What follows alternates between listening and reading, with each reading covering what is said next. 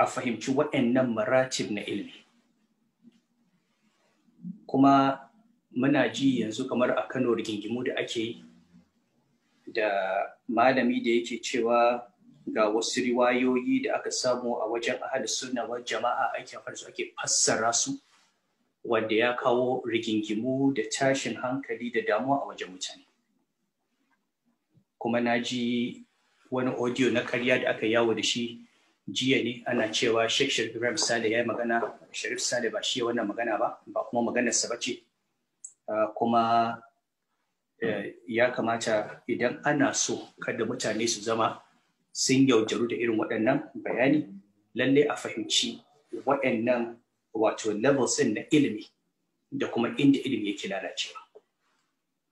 Zan ba ku misali guda ɗaya wanda idan na ba da misalin sai a fahimci ina matsalar take a cikin irin wannan abu. Ba na son na ba da misali da manzon Allah sallallahu alaihi wasallam. Saka yanzu misali a ce sarki ne ya wuce wani loko wata unguwa. Da ya wuce lokon nan, mutanen lokon nan sai suka fito su ne masa kirari. Suna cewa babban bajimi, coron giwa, zaki. Su da suka yi magana nan gaba ɗaya sun faɗa da soyayya da ƙauna da girmamawa. Shi da ya ji da wanda suka kewaye shi duk sun ɗauka akan soyayya da ƙauna da girmamawa. To sai aka samu wani wanda shi kuma yana son ya ɓata waɗannan mutanen wannan lokacin. Sai yana ba da labari, ga shi riwaya ce cewa sarki ya wuce, sun ce masa babban bajimi, sun ce masa toron giwa, sun ce masa zaki. Riwaya tana nan.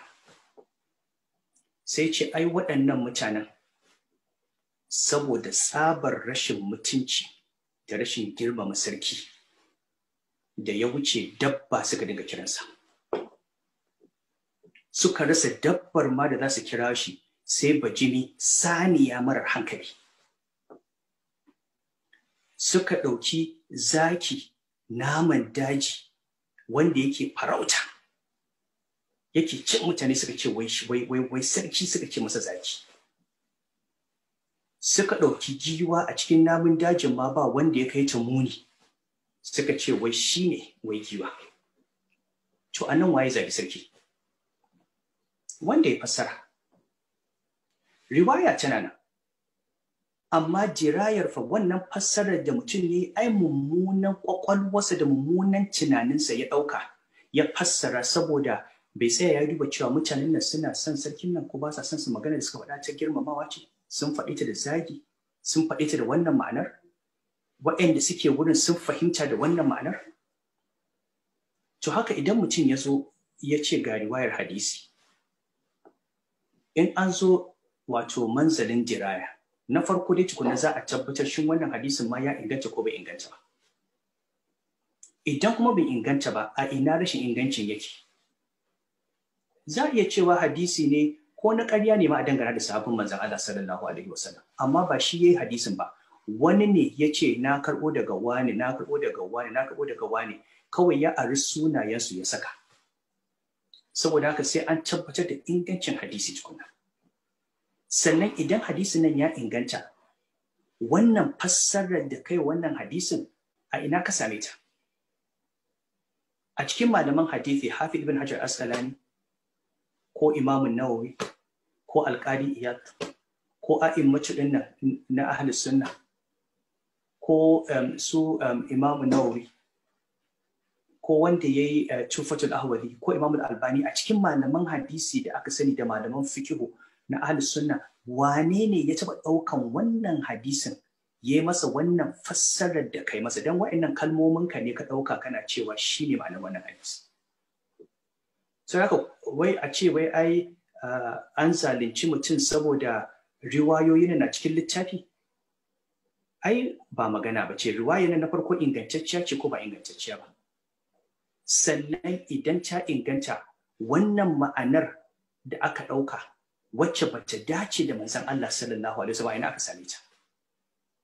Ita fassara ana yin ta da hankalin mutum da fahimtarsa. akwai kalmar da ba za a yi mata wata fassara ba saboda fassarar ma ba ta dace da manzon Allah sallallahu alaihi wasallam ba.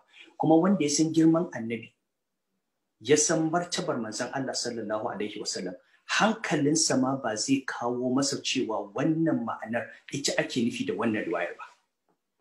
Saboda haka ko mutum ya ce akwai riwaya, to a cikin jiraya fa shi ne level na ilimi, shi ne level na malamai. An ce al'ulama'u himmatuhum ad-diraya. A cikin jiraya wajen hankaltar hadisi da hankaltar ma'anarsa da ɗaukan ma'anar da ta dace da shi, an yi daidai ko ba a yi daidai ba. Wanda ya ɗauki mummunar ma'ana ya dangana wa manzan Allah sallallahu alaihi wasallam, shi ne ya aibanta manzan Allah sallallahu alaihi wasallam wanda ya roƙi hadisi bai dan hadisin ya inganta. Idan kuma bai inganta ba dama shi kenan. Saboda haka wa'annan fitintunu da suke faruwa, na yi magana a Kano 2015 sanda aka rigima da 'yan Shi'a. Na sake yin magana 2019 lokacin da Malam Abubakar Ayagi ya yi littafi a kan shi wannan malamin da yake magana akan sahabban manzon Allah sallallahu alaihi wasallam. Kuma na faɗa na ce Kano ba za a yarda ta zama markazi na aibata sahabban manzon Allah sallallahu alaihi wasallam ko aqidar ahlus sunna wal jama'a. Arzikin Kano da martabar Kano da ɗaukakar Kano yana tare da sunna. Lokacin da Imam Abdul Karim Al-Magili ya zo Kano a ƙarni na 15 miladi, lokacin sarkin Kano Muhammadu Rumfa, shi ya rubuta masa wannan attaju, ya rubuta masa wannan littafin. Shi ne ya ba da shawara aka gina gidan sarkin Kano a inda yake yanzu. Shi ya ba shi shawara yadda zai kafa daula akan aƙida ta ahlus sunna wal jama'a. Duk wanda yake shakka a cikin aƙidun Al-Magili ya duba littafin shi Uthman dan Fodiyo, a duba Ta'limul Ikhwan.